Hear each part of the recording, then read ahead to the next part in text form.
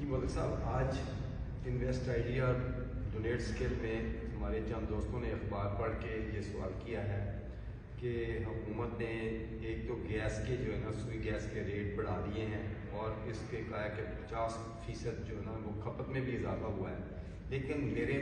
حساب کے مطابق یہ ایکسپورٹ کو پروموٹ کرنے کے لیے حکومت نے یہ اقدامات اٹھائے ہیں، تو دوسری انڈسٹری جو لوکل انڈسٹری ہے اس کا کیا قصور ہے کہ اس کو مہنگے ریٹوں پہ دی جا رہی ہے؟ اس پہ اپنا اظہار خیال فرمائیں۔ شاہ پہلے تو بات آپ ذہن میں رکھیں کہ انفارچونیٹلی ہمارے ہاں ہو کیا رہا ہے کہ گورنمنٹ ہی کی کمپنی ہے، یعنی اسٹیٹ آن کمپنی۔ اچھا، اسٹیٹ آن کمپنی کے مقابلے میں کہیں سے سستی گیس لانا چاہوں تو وہ نہیں آنے مل سکتی، میں سستا کو فیول لانا چاہوں وہ نہیں آنے دیں گے، وہ کہیں گے جی اسٹیٹ کو نقصان۔ یہ جو ہم نے اسٹیٹ لگائی ہے سر، اس کو بھی ہمیں ریوائز کرنا پڑے گا، ان کو کمپٹیشن کے لیے چھوڑیں، یہ نقصان کریں تو بند کر دیں، ٹھیک ہے، یا ان کا انفراسٹرکچر جو ہے وہ کریں۔ اب مسئلہ یہ ہے کہ آپ RLNG منگواتے ہیں، آپ کے یہاں گیس آ سکتی ہے لیکن اس میں ظاہر ہے تاپی گیس اور اس کا ایشو چل رہا ہے، جلدی سے جلدی سیٹل کریں۔ لیکن ابھی آپ جب اس کو منگانا چاہتے ہیں تو اس میں پرابلم کیا آ رہی ہے کہ RLNG آپ منگا رہے ہیں تو ایکسپورٹر ہمارے ہاں، کیونکہ ایکسپورٹر ایسا ہے ہی نہیں ہے جو 100% ایکسپورٹیبل انڈسٹری چلاتا ہو۔ پاکستان ایک انڈسٹری دکھا دے جو 100% ایکسپورٹیبل ہو، لیکن وہ ایکسپورٹیبل اس لیے کہتے ہیں کہ کیونکہ باقی ساری انڈسٹری کنٹرولڈ اکانومی کا حصہ ہے، تو وہ کہتے ہیں کہ ہمارا بوجھ بھی ان پہ شفٹ کر دیں، یعنی ٹیکسیشن کی بھی چھوٹ دے دیں، یوٹیلیٹی میں بھی ہمیں چھوٹ دے دیں، SROs بھی ہمیں دے دیں، ریفنڈ بھی ہمارے دے دیں، اور باقی سب کو پھنسا کے رکھیں کیونکہ ہم ڈالر لا رہے ہیں۔ اور آپ دیکھیں کہ جو پاکستانی ملک سے باہر ہیں وہ بھی اب آج اسٹیٹ بینک نے کہا ہے کہ 2024 میں $2 بلین وہ کم دیکھیں گے آپ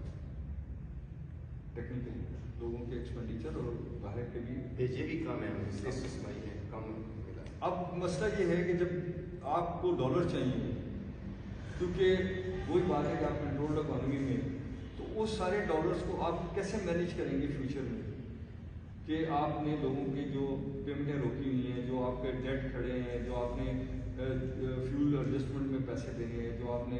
ان کے سارے ایکسپینڈیچر دینے، گیس کا آپ نے پیسہ دینا ہے، تو اب آپ اس کو ایڈجسٹ کرتے ہیں۔ ایک تو مارک اپ آپ کا اس وقت 27% ہے، جب 27% ہے تو وہ بھی آپ کی کاسٹ میں جاتا ہے، گورنمنٹ کی کاسٹ میں جاتا ہے۔ پھر آپ نے اس کو مینیج کرنے کے لیے ہائی پروفیشنل لوگوں کو ہائر کیے،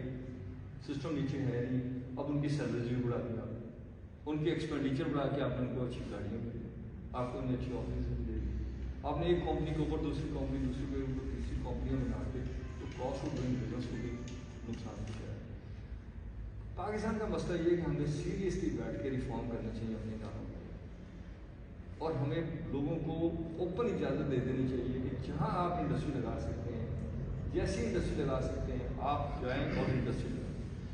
آپ پروفٹ کمائیں تو گورنمنٹ کو پیسہ دیں، آپ ریٹیل پہ سیل کریں گے تو ہم آپ سے ٹیکس لیں گے، تو اس میں اسمگلر بھی نہیں کر سکے گا، اس میں آپ دیکھیں کہ آپ کی بہت سارے فیکٹر نیگیٹو جو ہیں وہ ختم ہو جائیں گے۔ جیسے ہم پاٹا پہ لڑتے رہتے ہیں، وہ کہتے ہیں جی مال ادھر آ جاتا ہے، وہ کہتے ہیں جی مال ادھر چلا جاتا ہے، یہ سارے چیزوں کی بیس جڑ جو ہے وہ ریٹیل کا ٹیکس ہے۔ اچھا، اب کہتے ہیں جی ریٹیلر ٹیکس نہیں دیتا، سر یہ ساری غلط بات ہے۔ ریٹیلر بیچارے کے پاس تو مور دین 70% وہ پروڈکٹ آتی ہے، کامن ریٹیلر کی بات کر رہا ہوں، جس کے اوپر پرائز مارک ہے۔ آپ پرائز کیوں مارک کرنا چاہتے ہیں؟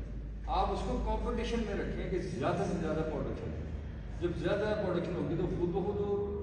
انسینٹیوائز کر کے بیچے گا، جب وہ انسینٹیوائز کر کے بیچے گا تو آپ کے ملک کے اندر لوگوں تک وہ چیزیں پہنچیں گی۔